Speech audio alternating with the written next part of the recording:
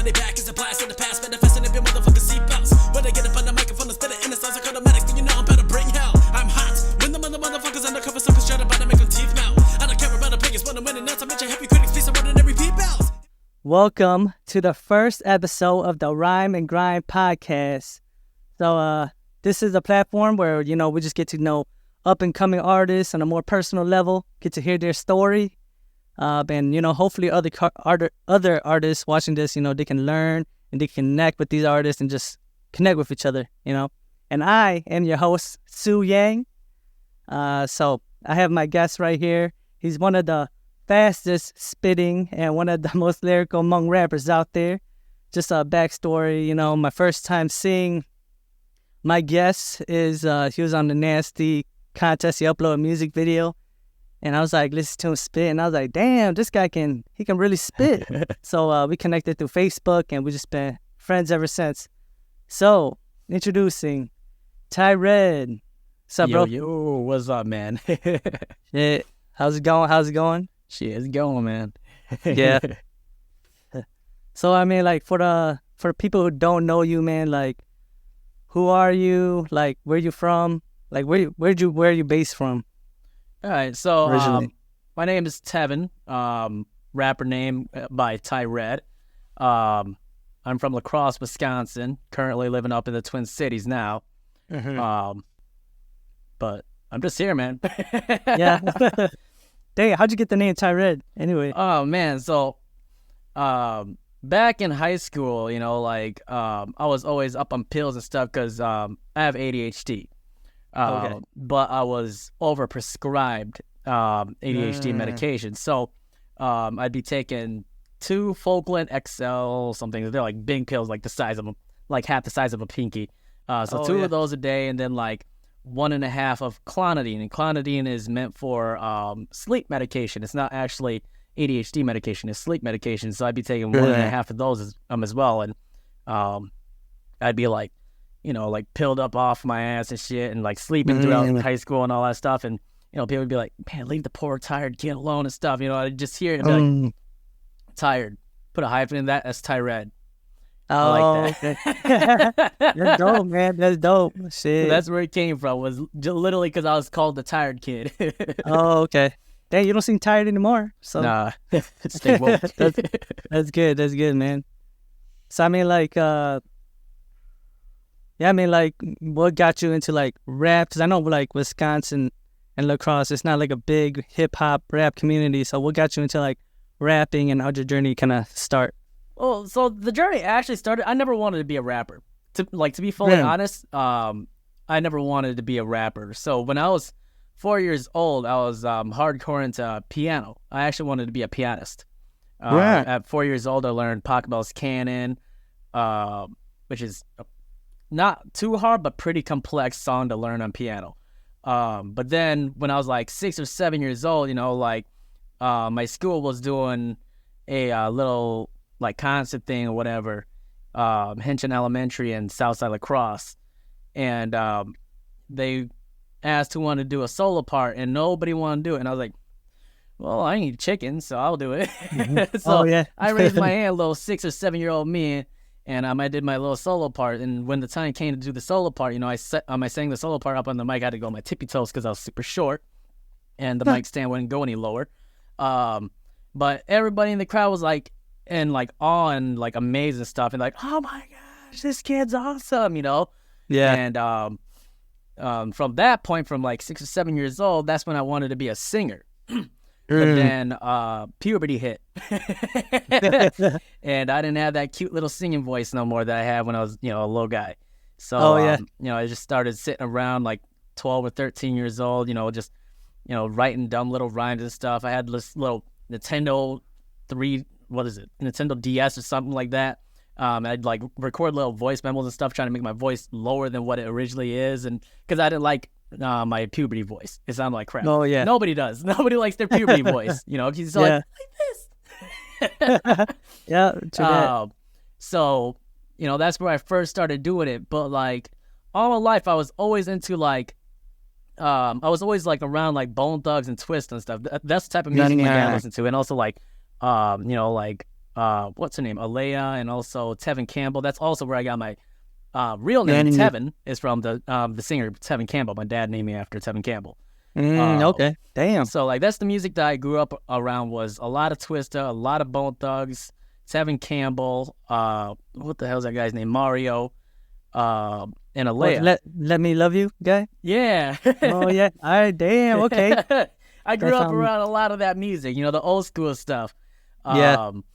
But then when I turned 17, you know, I was talking about it since I was like 15 or 16 years old. I wanted I finally wanted to be a rapper and stuff. And that's around the same time that I started listening to like Lil Wayne. Was like 15 or 16 years old when he like dropped like the Carter 4. Oh yeah. And then I started like lurking around for like people I can record with, like people that have like gaming microphones or gaming setups or whatever, that I can just record on their little thing, because I didn't know anything about mixing and mastering at that time. Oh yeah. So I was like, I'm just gonna rap and keep rapping. Yeah. You know, and eventually I found my buddy Dante from high school, and he had like a little gaming setup. And I hit up my buddy Gunner, because he was already a rapper, and he's been rapping for like a year, and he had his own little setup down in his basement. But I was like, I don't really want to bother Gunner. And Dante's pretty chill. Gunner Yang? No, his name is Gunner Hestigan. He's a white boy. Oh yeah, okay.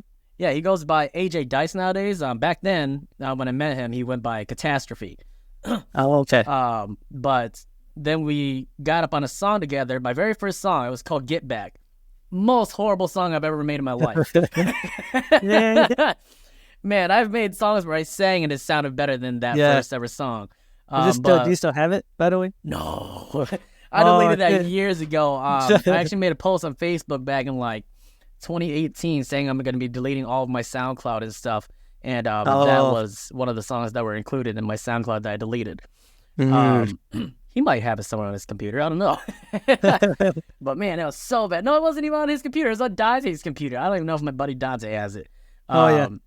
But we did that song, you know, everybody at school listened to it, and they're like, oh, yeah, y'all motherfuckers better get back, otherwise you get the click-clack, you know, all that stuff. Like, in all reality, you know, that's when I realized they weren't really rocking with me like that. They were actually making fun of my lyrics and shit. Because, damn. You know, it wasn't what was popping at that time. At the time, what was popping was the early stages of mumble rap is what it was, and drill trap music and stuff, you know, Keef Chief and all that stuff. Yep. And that almost made me quit, but then I was like, nah, fuck that. Damn.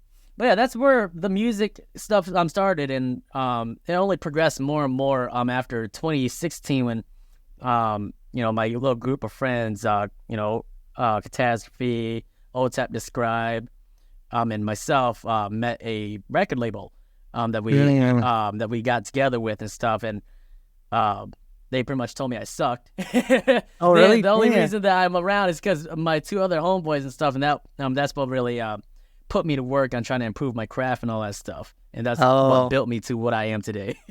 Dang. Well, I guess like, how was it like being like on the label? I mean, it didn't seem like you had the best relationship, but how was it like being on that label? I was with two labels, right? So the first label was a group signing because, you know, the label wanted my two homeboys and stuff, but they didn't really want me because I wasn't that great.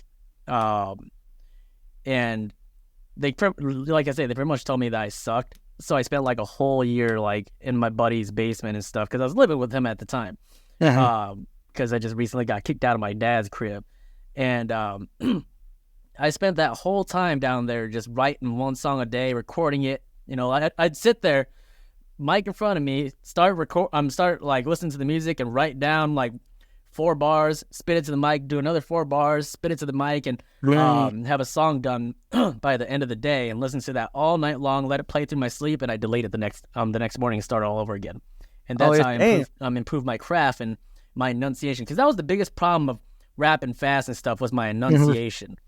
And you know, it really fucking felt horrible when that label was like, no, you suck, and you know, the only reason why you're here is because you're buddies, you know. But then my second experience in my label, they wanted me because, you know, I finally improved my craft by 2018, like really early 2018. and I signed with them. And I was already like partially into making my album and stuff. And you know, we had a contract agreement of like, you know, there'll be split sales because I already invested so much into my album and stuff. They're gonna help me promote and all that stuff, and come with free music videos, and they're gonna book me for a show, for shows, and put me out on tour, which they did put me out on tour. A lot of the shows I did have to find myself and talk to them and be like, yeah, I want to be a part of this show. Okay. But overall, it didn't work so well because, you know, they didn't promote me as much as they said that they were going to do. I think I actually went back not too long ago and looked back on how many times they actually like shared my stuff and tried promoting me on their official record label page. Yeah. They only promoted me like 9 times. The Oh, whole really? time I was with them, yeah. And like the rest of the time, it was like them promoting all these other artists and stuff. It's like, dude, I'm the one I'm with the album out right now. I'm the one that's touring right now. Shouldn't you guys be like saying, hey, Tyred's gonna be here at this show. Make sure y'all pull up and support him. He's our artist. You know, instead they're you know, like, oh yeah, make sure you listen to this guy's YouTube song. Listen to my son's YouTube song. Oh, this is our producer. It's like, dude, I'm the one that's moving right now. Take care of me. Yeah. Damn. And, the music video shoots never happened. We got in the process of one of them, which was for my song "Nothing Is Impossible" on my album, and they promised free music video shoots for my album. That never happened. And then like I just kept my end of the deal, you know, like just split profit and stuff for every merch and album sale that happened. And you know, by the time I was halfway done with my tour, in 2019, I just called it quits on them. I was like, I'm leaving y'all. You know, I'm just gonna pay you guys for the shows that you guys did pay to get me into, but the rest of the shows, like I paid out of my own pocket to go to those shows. So I paid them what I owed them on that. I paid them what I owed them for promotion, even though they didn't really promote too much. And then I left and continued my tour by myself for the rest of the time because I had 13 performances that year, and I was already like into number 5, I think. So Best Believe it was Best Believe, Twista, Do or Die, Kalia, and then who else was it? Kung Fu Vampire. And I still had 6 more to go. Dang, you know, and yeah. you know, I was like, you guys are never there for my shows. You guys barely ever promote me on your guys' page and stuff. You know, I'm the only one touring right now. Yeah. And it just seems unfair. So I took my leave and I finished my tour by myself. Damn. Yeah. Shit, dude. Sorry you had to go. Bad experience to that. Yeah. Yeah, I guess. Fuck. Do you like?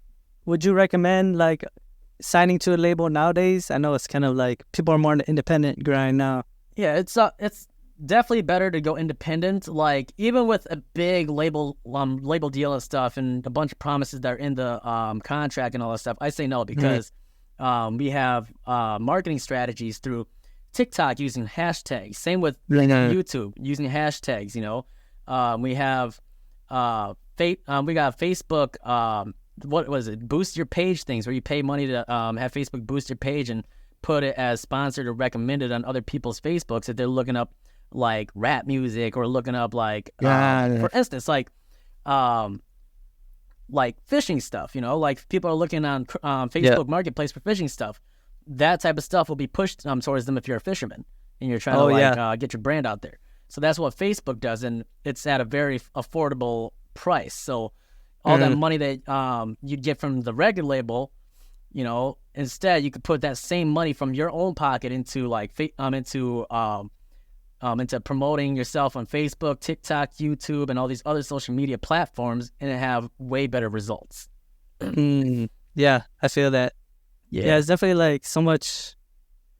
Yeah, like you can cut out there's so much like middlemen you can cut out now. You know, you don't need all these people now. The way that like technology and shit's been so much better now. Yeah, bro. Dude, yeah. But you mentioned like you opened up for like Twista and stuff. That was like pretty big deal. How was like that experience? Oh man, it was a blur. I'm not even gonna lie. That whole night was like a mix of like memories and a mix of blurs.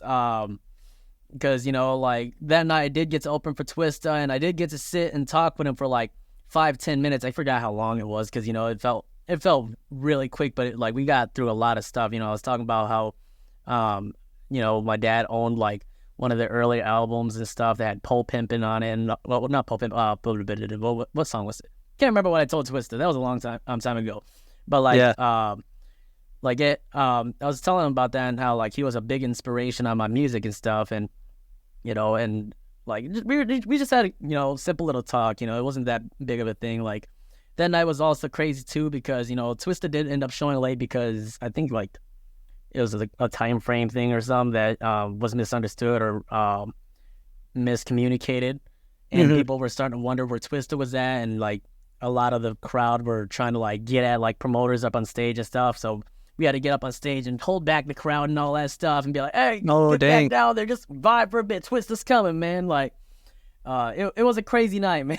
Yeah, damn. Shoot, That's cool, man. I had this one Hmong girl too. Like when I got off stage and stuff, like because a lot of the crowd was saying like, man, I pretty much stole that show. Like, I could probably still find it on Facebook somewhere where people were saying that. But like, there's one girl that was like, oh my gosh, you did so good. What's her name? You know, I tell her, I had to spit game real quick. But at the same time, I was in a relationship. I was like, yo, what's up? Yeah, my name's Ty Red. Yeah. You know? Yeah. Oh, yeah. Yeah. Then, like, little shawty's like, oh my God, you did so well. How old are you? I was like, 21, and at the time, I was 21. He's like, oh my God, you're such a baby. I'm 24. I'm like, oh, what the hell? Dang, age is number. It was like, you're calling me a baby, bro? Like, yeah. Shut up before I give you this baby dick, man. For sure, man. For sure. Yeah, dang, that's funny, bro. At the time, I was loyal to my my ex, so I wasn't really about that. Oh, yeah. Yeah, dude. I'm sure, I mean, I haven't gone on tour or anything, but I'm sure it's kind of, you meet so much girls and stuff. Oh, yeah. It can be challenging, for sure. Yeah. Yeah. Hey, like, because I know, like, just talking about performing and stuff, like, how do you prepare for, like, a performance? So, when I was younger, like, when I first performed for, like, an Old Money Records, event, the first label that I was with, like, we did a lot of rehearsing and stuff, but I still felt like it wasn't enough rehearsing. And I did stumble over a lot of words. But nowadays, it's like, when it comes to like performing and stuff, I don't really rehearse too much anymore because a lot of the songs that I do release and stuff, I do know the lyrics to. Okay. But then like, when the music starts playing, man, like it's just instant. Like you just know what to say immediately. Yeah. And if you stumble a little bit, you always have your backing vocals and stuff. I don't use a lot of backing vocals. I only use like the ad libs and the voiceovers and stuff, the double voices and stuff. And even if I do stumble, I just act like I'm taking a breath real quick. I'm like, come on, just keep going. Yeah. So like, I really don't take too much preparation into when I'm about to hit the stage and stuff, especially like when I was back touring and stuff. I already knew what my set list was. I performed it like 3-4 times already before, and I still got to do it like 9 more times, so like, ain't really too much preparation to do about that. Yeah, for sure. I know there's one, sometimes when I like forget my lyrics, I'll be like, put your hands up, make some noise. I do that kind of stuff. Yeah, just use filler so that way you can catch where you were again. yeah, for sure. Yeah. Because you perform at Myth too, right? Yep. I showed up as a special guest for Magic back in 2021, I think, or 2022. I can't remember. Then just recently, I was at Myth as well as a special guest for D&D Breezy. Oh, okay. Yeah. Dang, how's the Myth stage? It's pretty cool. It's pretty like, I don't know. It's just hot as hell up there. Oh, yeah. Because you got them big-ass lights beaming on you and stuff. Like, it's just really hot. That's the only complaint I can really say about the Myth stage. Otherwise, like, the crowd outcome and all that stuff, and, like, how hyped the crowd can get and stuff, it's pretty insane. Oh, yeah, for sure. So, like, I guess, like, getting into, like, Hmong rap and stuff, like, do you see, like, Hmong... Has like being Hmong influenced you on like your music at all, your lyrics? A little bit, because you and I both kind of sit in the same boat, and we don't really use Hmong lyrics.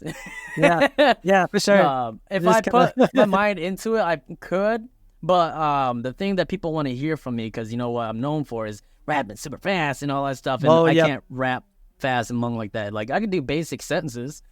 Oh yeah, yeah, yeah. People, yeah. I mean, if I could speak Hmong, I would. Yeah, rap Hmong, but I just can't speak it. And then as for like back home in lacrosse and stuff, back when I was hitting my peak on my music and stuff before, I slowed down. Everybody knew me as like the only Hmong rapper in lacrosse at that time, because there's been other people in lacrosse that used to rap too. Like what the hell's the dude's name? Oh man, LY, shout out LY, EL, and then Y like WHY. Oh, I think I heard him. Yeah. Yep. LY is from lacrosse. There's a kid. His name is Devin Yang. He's also a rapper in lacrosse. I forgot what the other kid's name is. But the name that came out the most was my name in lacrosse. Oh, so, it took a really big influence on how little Hmong kids wanted to do in lacrosse stuff. Then I started seeing like a certain stuff like Hmong kids trying to be rappers and stuff too in lacrosse, which is kind of cool, because I feel like I really influenced that. Oh yeah, for sure. I'm sure you did, man. Yeah, there's this one Hmong lacrosse. I think he's from lacrosse. Never mind. I don't think he is. I think there's a guy who like did a music video, and like, I don't remember his name. Yeah, but yeah, dude. So let's see. I know, like, just talking about like, rapping. It seems like, I know you had like ups and downs, and I know you like recently just like retired from rapping for a bit. Like, what kind of happened there, and then like what brought you back? So like what happened there was, COVID, obviously, for one, because like right after tour, COVID hit and I wasn't gonna have any more stage time for a while because of the pandemic. But then I got time to sit down and think about, my life and stuff. Like, do I want to keep doing music like this? Do I really, like, the money's nice and all, but at the same time, is it really what I want? Is this what I've always wanted? And, I came to a realization that, when I first started doing rap music with, my friends, like Gunner and OTEP described, we were kicking dumb little freestyles and stuff, and like making stupid little songs, stupid little voices, like little country voices like this, like just dumb little songs like that. And, it was fun back then like that. But then once the album came through and the tour came through and the merch and all that stuff came through and the past interviews and all that stuff and the constant like, oh, take a picture of me. Oh, I want to take a picture of you. Oh, you should come hang out with us and all that stuff. Like, I just realized that wasn't the type of life that I wanted. Because I've always wanted music to be a part of my life as something fun, not something as a job, because that's what it turned out to be. It was a job. So I got time to sit down and think about that, and that really, made me put the mic down for a little bit, and really got me to the point of like quitting, like actually like fully quitting and stuff. But then what brought me back was talking to Lee Dong Shunks, and there's a bunch of other people that took influence on that too, but like they usually just hit me up on Messenger, be like, man, you can't be done rapping, man, you're too sick, and you're just right around the corner and all that stuff, because that's what Magic was saying on his Facebook too. He didn't specifically tag me on it, but he said, I've been in this game for so long, and I've seen some really good and talented artists that gave up just when their time to shine was right around the corner, and I know he was talking about me. For sure. And just talking to Lee Dong, he gave me a new perspective on it. It's like, why don't you just do it for fun still? Just keep making dumb little songs and still coming out and hanging out with everybody and stuff. And I was like, maybe. I let it sit on me for like a month and a half before I decided, you know what, screw it, let's get back into it.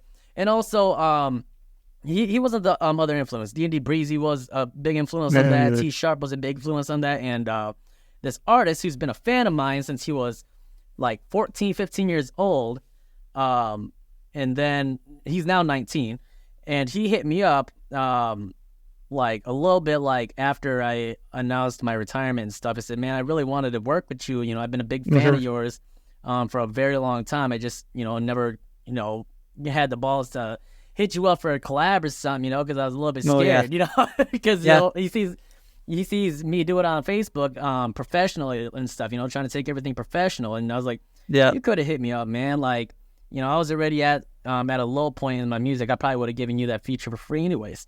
But now he works under me. I'm now mentoring him and stuff and showing him the ropes and stuff that I wish that people would have shown me back then, because, you know, those label deals and stuff never showed me anything. They just kind of were like, all right, this is what you're doing. Go for it.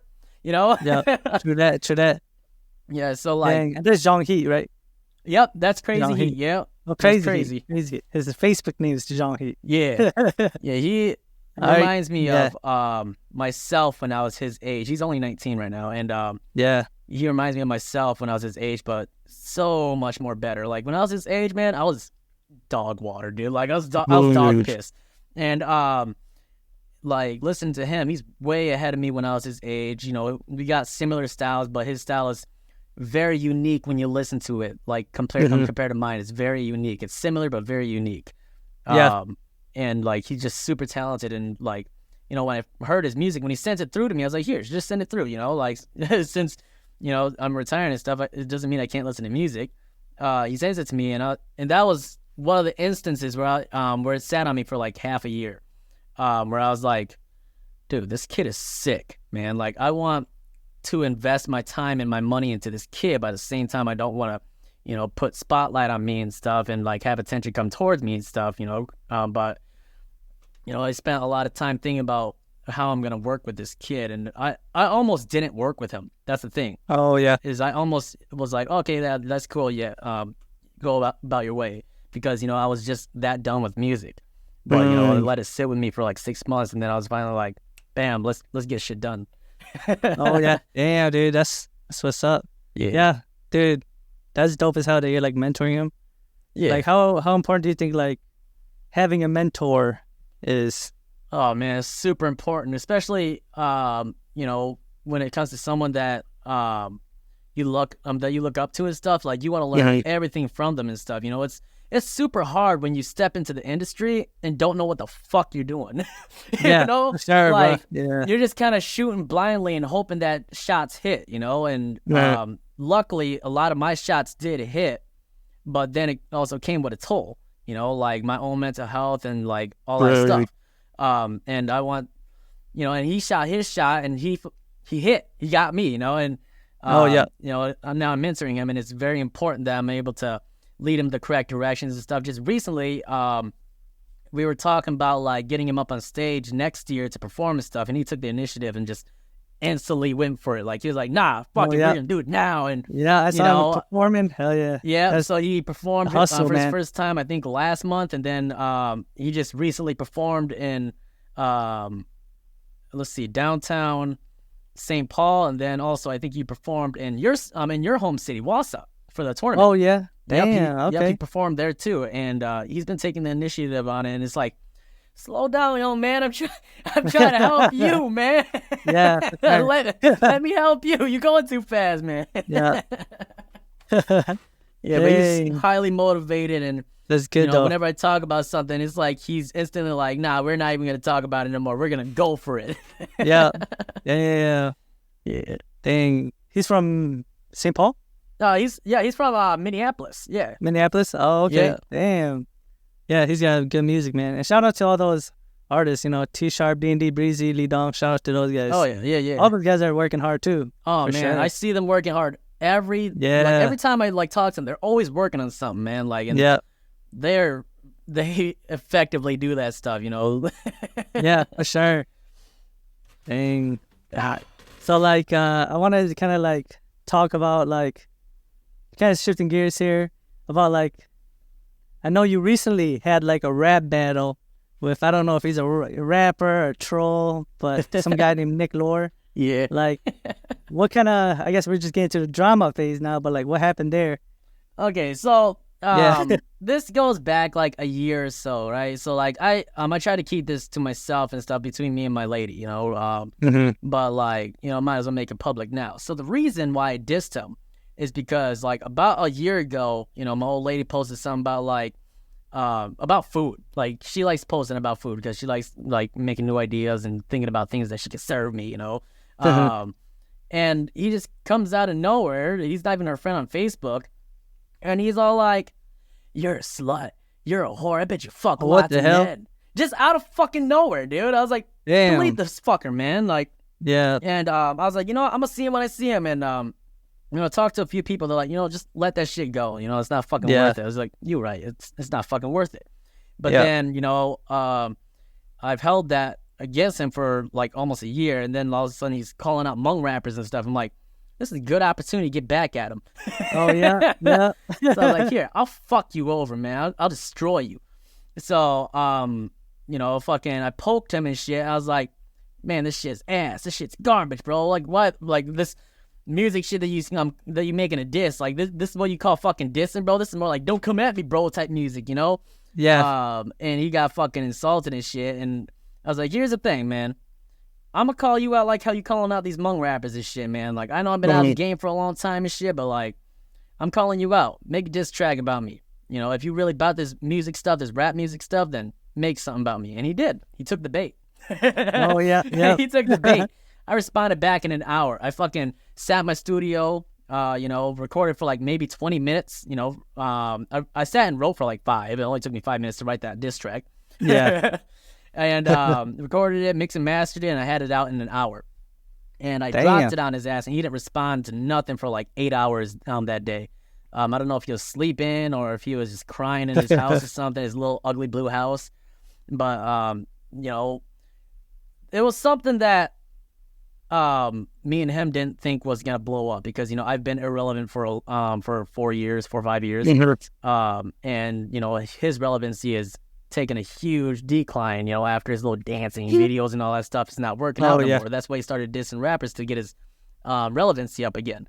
But then the views on my side went way up, way super high up, more than both what him and I expected. The reactions were way more than what him and I expected, and that's what made him do a round 2. That's why he wanted to have a round 2 of me and started, you know, harassing me and people that I knew online about me not dissing him back and that I'm scared and all that stuff. It's like, no, because I never wanted this type of attention. I just wanted to get back at you and make you fucking mad. Now everybody's fucking eyes on me and shit, and now you want a round 2. And it's like, if I give you a round 2, Facebook's gonna pay you because, you know, you're a content creator on Facebook. That's how it works. You get paid by the views and the reactions. So if I diss you again, you're gonna get more money, and I don't want that. Yeah. I want you to stay in that little blue house. For sure, man. So, I didn't diss him back, and since I didn't diss him back, he made a 3rd diss track, and then he went after Crazy. Made a diss track on Crazy, and then Crazy, I told Crazy not to respond, and Crazy already knew he wasn't going to respond. He was like, "Nah, I ain't responding to him. That's stupid." We already know what his plan is, and then he went after one of my fans and stuff, like a longtime fan. And started harassing her, and I was like, "Okay, man, this is where it's gonna end now, right?" Like I said in the song, we can make it bigger than it has to be, or keep it at a small scale like the house that you live in. It was a warning shot, you know, and he wanted to keep going at it. So I was like, now I'm going to expose you. I'm going to tell everybody about how you used to always hit me up all the time and stuff back in 2018 when I was starting to come out as a Hmong rapper and come up in the Hmong industry. You know, how you used to send me these dumb little fucking videos, poorly edited ones of girls in fucking bikinis that would never give you a fucking chance, you know, and then show me your stupid little fucking like rap songs and shit. And at the time, you know, 2018, you know, I was starting to come into the industry and I was trying to be professional. I was trying to be nice and be like, oh yeah, that's cool. Yeah, keep going. Keep at it, man. You know, but now that, you know, I've been in the Hmong industry for 7 fucking plus years and shit. And, you know, retired and only focusing on helping younger generations of artists, whether it's singers or rappers. I don't care what I say no more. Yeah. You know, if I want to say a Okay. big fuck you to him, I'll tell him a big fuck you. You know, Yeah. I don't care no more. So that's what I pretty much did by posting all of his information about, you know, his baby mama and stuff and why she left him and stuff. Because, like, he had a cryptocurrency issue back then, where he would spend a lot of their income on cryptocurrency, and you know, she dipped with his kid. And then he started hitting me up and stuff after, like, showing me his little videos and stuff, being all like, oh, man, can you share this photo? This is my baby mama. Can you share it on your Facebook so you can help me find her? And I was like, respectfully, man, no, I'm not going to do that because that's a you and her issue. You know what I'm saying? Yeah. I'm not going to get in between what's happening between two people that should be talking about an issue instead of, you know, fucking just run away from each other and all that stuff. And you know what? I don't blame her for running away because I see how Nick is now. I don't blame her. Sure, man. So that's where all the issues got squashed and stuff. And then he responded to my post and all that stuff, saying that my tactics were irresponsible and dangerous, and that that he knows that I've been involved in questionable activities and stuff. It's like, you're mentioning all this stuff about me. Is this you saying that you're scared of me? Oh, yeah. Yeah. Are you saying you're scared of me? If you're scared of me, just say you're scared of me and just be done with it. I will not respond. I will literally just leave you alone because I ain't gonna sit here and just keep bullying you if you're scared of me. Yep. You know, I'm a bigger man than that. You know, if you want to keep coming at me, I'm gonna keep coming at you. If you're scared of me, I'll stop bothering you, dude. Yeah. So, like, talking about, like, rap beefs and stuff, like, how do you think there's rules to, like, rap beefs on, like, how personal these rap disses can get? Yes, what do you and think? No. It depends on how far people are willing to take it, you know? Because, like, you know, me, I wasn't planning on taking it that far with Nick because, you know, me as a rapper, I wouldn't want somebody going that far with me either. And if they do go at me that far, you best believe all guns are out and I'm going to diss the fuck out of you. Oh, yeah.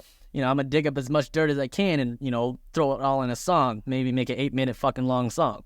But when it comes to stuff like that, you know, I think rap beefs like that should be more on the lyrical side, you know, instead of, like, talking about, like, each other's lives and stuff like, oh, yeah, you got jumped by this guy, you got jumped by that guy, blah, blah, blah. Yeah, you for know, sure. I think it should be more lyrical because that's what rap music is. It's about lyricism. Yeah. At least, that's what it originally was because it was poetry. You know, and it was street poetry talking about, like, what's going on and all that stuff. And we've turned it from what it used to be into fucking, like, something that we use for violence towards each other and shit, you know? Yeah. And, like, I just think, like, going that far with rap beef, you know, sometimes goes over the line, but sometimes it is something that is needed if, you know, push comes to shove. Oh, yeah, for sure. Yeah, I agree with you too, bro. Yeah. Do you think, like, I guess speaking of, like, rap beefs too, has there been a lot of, like, rap beefs on, like, the Hmong rap industry? I don't think so. Not a lot of back and forth ones. More like everybody just shoots pot shots at each other and stuff, and then one person doesn't respond, or you know, two people rap beef for, like, maybe a week, and then all of a sudden it's squashed the next week, you know? And, you know, recently I just saw Nick Lord, I think he just posted today or something. Somebody sent it to me. I think it was, like, one of my fans. That he made an apology song or whatever, and I was like, fuck your apology. We still beefing. Oh, you mean apology talk to you? Like, he mentioned Magic and all the rappers that he dissed is what he says, said in quotes, that he wants to apologize and that for, like, stepping out of line or crossing over lines that he shouldn't have. And I'm like, I don't care about your apology, dude. The damage is done and stuff. You mentioned old lady, and I'm in the song as well. You go after my young artists, and then you harass my fans and stuff. The damage has already been done. When I see you, I'll see you. Yeah, you know? For sure. Man, and that song, by the way, is On the Low remix. Yeah. Go check it out if y'all haven't heard it already. It's hella dope, man. That song wasn't even a serious diss track, man. Like, that was the most, like, the quickest thing I've ever wrote just for a diss track. It wasn't even that big of a thing, and, like, people blew it out of proportion as if it was, like, the best thing ever to come out in the Hmong industry or whatever. And I'm like, it's not even that great of a diss track. Like, it's funny, but it wasn't that great of a diss track. It was fun. It was fun. So, man, but I mean, at least, like, I mean, for Nick Lord, I don't know him But I hope, I don't hope it's nothing mental going on. Whatever he's going through. But quite honestly, like, I really don't want to like meet the dude. Because if I meet the dude, I know I'm gonna be aggressive towards him. But like, I really hope that we never meet and that he finds the help that he needs. Oh yeah, for sure. Because like, just judging by how he acts online with his ego and like, the way that he carries himself and who he hangs out with and all that stuff, he needs to check himself in. You know what I'm saying? Yeah, for sure. And not a lot of people are gonna tell him that because they're too busy laughing at what he's doing instead of telling him, dude, you probably need help, man. Yeah, for sure. Like now, I mean, I know they say all attention is good attention, but I don't think that's necessarily true. Like they're like laughing at him, they're not laughing with him. You know what I mean? So, but yeah, all this rap beat stuff, man, it's just been, it was funny the first 2 days, but then after that, when he started, going after people that I knew and stuff for no reason at all, I was like, dude, this has got to stop, man. Like, and for sure, you saw all the attention that I was bringing to me and stuff, on Facebook. I've been trying to redirect that towards artists that I fuck with, like by sharing artists' songs and stuff, including your song just within the last couple days. Oh yeah, for sure. And I haven't been posting very much on my own stuff because I've been trying to push all that attention towards other people that have potential, people that deserve that type of like fan base, people that are always lurking around and trying to find new songs and all this stuff. Like I pushed it towards Crazy, I pushed it towards Lee Dong and Tevin's new album. I've been pushing it towards Breezy because he's gonna release a song next month. I've just been trying to push it elsewhere because that's attention that I don't want, but I feel other people deserve that type of attention. Oh yeah, for sure. Oh yeah, I saw Breezy and you're mixing and mastering their song, right, with Ted Park? Yep. Yeah, that's hella dope. Yeah. Damn, big projects coming up. I could have done better on there, but like I did the best I could possibly do because I'm even though I do talk highly about my mixing and mastering stuff, there's still so much I got to learn about mixing and mastering. Like I'm not the best at it. I will 100% admit that I'm not, but I'm not the worst at it either. But at the same time, like I still put out quality that you can actually listen to. Oh yeah. Yeah, and thanks, man. Like, you're the guy I always go to when I have, like, mixing and mastering questions. For sure. Yeah. Let's see. Yeah, I guess just throwing out there, since we're talking about, like, upcoming rappers, like, who are some guys that's, like, catching your attention that we should look out for? Oh, my rappers, God. Okay. artists, don't have to be a rapper. But what the hell is her name? So... when I went to go see my artist perform for the first time, there was one artist that did catch my attention, and her name is Saint Lydia. She's a Hmong rapper. I think she's from like Detroit or something, but she moved up here to the Twin Cities or whatever. Okay. But like, I heard her stuff. She's been sitting on me for a little while because I don't know if I really want to reach out and work with her yet. That's usually how I am when it comes to artists and stuff. I let it sit for a while before my mind gets made up. I'm like, I'll hit him up. Saint Lydia is definitely one on my list where I'm like, this person could be something big. D&D Breezy, of course. Breezy, when I first heard him, it was through Lee Dong. I forgot what song it was. It was like, if that pussy boy wants smoke, he could get it to 30 in his hair. Something. I forgot what the song is called, but when I heard that, I was like, I actually like that. He's pretty dope. Yeah. Breezy's pretty dope. Yeah. He's a cool kid too. Like he's like a little brother to me. And then we got who else do I have?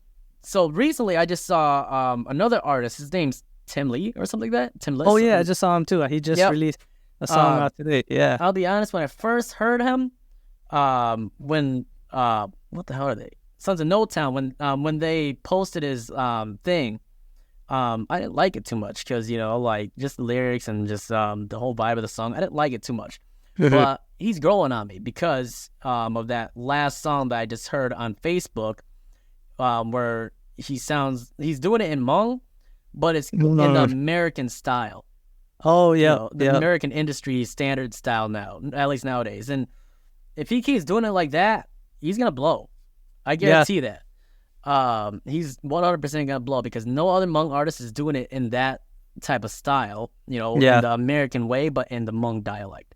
Oh yeah, for so sure. That's number 3. Number 4, crazy. Crazy. He's been working under me and stuff, and like he's got so much potential to blow as well. Like he's well on his way. Yeah. His views are steadily going up on Facebook and stuff. His views on YouTube are steadily going up ever since he started working with me and stuff. Like he's bound to blow like any day now. Oh yeah. Who else do I have on my list? I don't know if I have anybody else. I don't really keep too much eyes on people. Yeah, me neither. I've been seeing. 'Cause I might like chop their name, but I saw there's a kid like R&B kid. Yeah, and there's like a Sun Gohan or something like that. Like Yep. those two guys, they're pretty good too. Man, I actually know R&B PT. I did a song with PT, and PT, man, like I feel he's super underrated for what he does, man. Like that boy sounds so good on the mic, man. I don't know what it is and how, like, or if it's just the way that he talks or whatever, or the way that he raps, but he sounds so good on the mic. He could be talking about like dicks falling out of the fucking sky or some shit, and he would still sound fucking good. He's got a fucking great ass fucking voice, man. Yeah. Yeah. Some of the artists nowadays that's like coming out, like I think for like Hmong industry, they're definitely like sounding more like they could be mainstream. Yep, exactly. Yeah, which is like hella dope. But then like I also like what you said, Timless.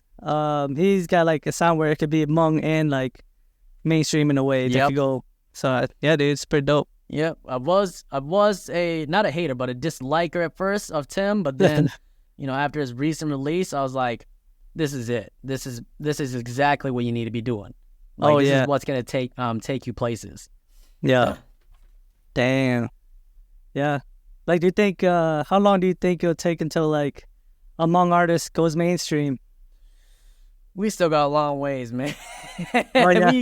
We got a long ways, man, because like the way that we're doing it is nowhere near the level of like Japan or China or Korea's doing it. The way that that they're doing it is, they are doing it in their own language, just like Hmong people, but they're adding stupid little like words like banana, just one English word, everybody goes nuts over it, and they got dancers in the background. They got high production film companies working with them and all that stuff with their labels and professional mixing and mastering, like super professional, like their sound quality. I always try to listen to this stuff and try to match it on Logic, and I never can. Their quality is ridiculous. Yeah, I don't know how they do it, but it just sounds so good. Yeah, like we're nowhere near the level of what they're doing, so I don't think we're going to be hitting mainstream anytime soon. And if we do, God strike me with lightning, you know what I'm saying? Because, like, fuck, man. Like, I just feel like we're so behind on that stuff. Like, you and me, like, our style is a little bit more old school and stuff, We're lyricists and our flows are a little bit more old school. But, if you and I came out back in, like, 2005, 2008 or whatever, we definitely would have led the charge on that stuff. But at the same time, we weren't doing music at that time. Yeah, for sure. Like, we're all a little bit behind on times. Even I hear with your music and my music too. Like I purposely try to do it too. Is like, we both try to add some autotune in our stuff. To try to match the industry standard now, which is autotune and like that little choppy flow, like get in it here. You've done it, I've done it. Like I've seen other people do it too, but at the same time, that's definitely not what's gonna take us there. But what Tim is doing is definitely something that could take us there. But who knows how long he has to do it for before he gets the recognition for that. Oh yeah, for sure. Yeah, my prediction is that like I think a Hmong person will go mainstream, but I don't think it'll be in hip hop at all. Yeah, maybe in like more popish, but. Yeah, if it comes to like mainstream stuff, like if Kalia Universe keeps doing what she's doing, she can make it mainstream. Same with Art Lee. Art Lee, the way that he does his music, he can make it mainstream with pop, R&B, country, or whatever. Like both, I feel like both those two singers can easily make it mainstream if they just keep pushing it towards the mainstream industry and whatever. Yeah, I think so too. Yeah, just like so much talent. It's just. Yeah, like I said, I think we're just a little behind right now, but I think we'll catch up. We'll catch up. We'll catch up eventually. Yeah. Let's see. I mean, is there like a shareable moment in your like rap career that stands out to you at all? Any stories? Any like anything? I guess. Not in particular, you know, like my touring stories and stuff, like they're not, you know, special to talk about. Like the most I'll say about them is it was exhausting. And a lot of it was a blur because, you know, most of the time I was out of it and I was just tired and of moving and stuff by myself all the time. But something that I do remember from when I was, actually this is before I was touring, this is 2018. I opened up for Best Believe I think I opened up for him like 3 times. But I think it was the second time that I opened for him and I was actually with that labels because, you know, I was still working on my album. And no, it was 2019. It was definitely 2019. Because I did have my album out. Because like more than like half that crowd had my album. Oh yeah. They've heard that album. And we were trying to go up to the VIP section, and you know this guy was super drunk and trying to stop everybody and saying that like, that my buddy Lil Mario was like, too young to be here. He shouldn't be here. This is where grown-ups are. Yada yada yada. And he got up in our security's face and stuff, and you know, we tried walking away from him. He pushed like one of the securities in the back and stuff. And all 3 of our security guys, they're all like 6'5", like all like over 250 pounds and stuff, you know. And they beat the living crap out of that dude. Oh damn! Man, they smacked the crap out of that dude. Like the dude had to go home and all that stuff. And one of our security guards that were working that night, he actually wasn't licensed to be a security guard, so he actually got asked to leave the venue. As well. So like that's something I do remember. Oh yeah. Yeah, that was a crazy time. And then there was another time like when I opened for Twista, there's this drunk guy that was asking me, "Hey, is Twista really here?" I was like, "Yeah, he's here. He's just, you know, he's just taking his time right now, you know." And he's like, "Oh, okay, well, if Twista don't show up, I'm gonna find you and I'm gonna beat your ass." I was like, "Do you know who you're talking to, man? I will fold you like origami, my boy. Don't play." Yeah. That's crazy. Yeah, like those are the 2 things that did stick out to me because, you know, it was an aggressive moment and stuff, but I never really had like nothing too big happen when I was touring. Yeah. Yeah. Man. So like what are your plans for the future now? Do you have any upcoming projects, collaborations? I've been just working with my young artists and stuff. I have another artist that I'm going to be working with as well. I'm going to keep that under wraps for now. Until we start actually releasing songs. I'm in my studio. Pretty much just push my team and stuff, and like that one artist that wants to come work with me and stuff, like I told him I'm not going to charge him for studio time because that's not what I want when it comes to music anymore. I enjoy music for the craft. I don't want to do music for the money anymore. So I'll provide him free studio time, free mixing and mastering and stuff, as long as he stays consistent and keeps pushing out songs with me. You know, I'll just keep working with me and keep doing his thing. And he said, "Well, I want to pay you anyways, so I'm just gonna donate to you then." I was like, "If you want to, but like all that money that he's gonna be donating to me is literally gonna be recycled and put right back into them." Oh yeah. Because I don't care about the money no more, man. Like it's just not a factor to me no more. You know, I'm already living well as it is. I don't really need extra money. If I do need extra money, I'll just work extra hard. And I don't want something that that I'm just now discovering fun again as a job again.